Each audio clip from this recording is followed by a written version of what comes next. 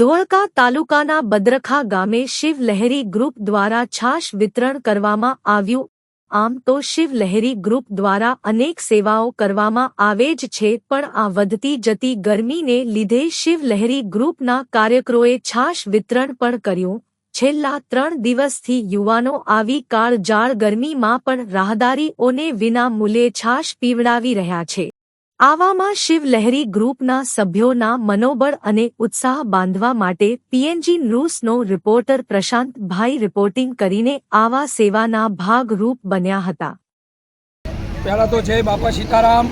અમારું શિવ લહેરી ગ્રુપ બદરખા અમારા નવયુવાનો છેલ્લા 2-3 દિવસથી આ છાશની સેવા અમે ચાલુ કરી છે।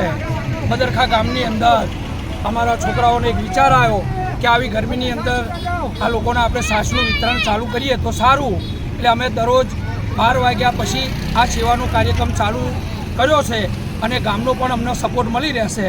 જય બાપા સીતારામ। શિવ લહેરી ગ્રુપ બદરખા આમ તો દરેક સેવાના જ કાર્યો કરે છે।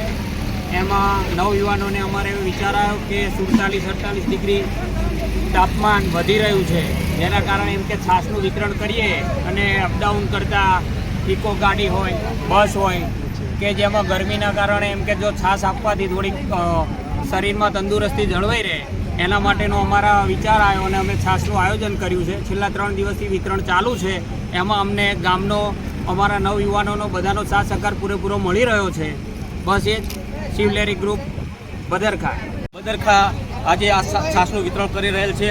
તો અમે એક મોટો માર્ગ પૂછી અને અમે આગળ જઈને શરબત પીવાની ઈચ્છા હતી, પણ અમે આ જે મફત છાશનું વિતરણ કર્યું અને અમે છાશ પીધી તો છાશ બી સારી છે। અને આ લોકોનો ધન્યવાદ ભગવાન એમને હજુ ઘણું આપે અને હજુ કંઈક સારી સેવા આપે એવી મારી દિલથી એમને દુઆ છે।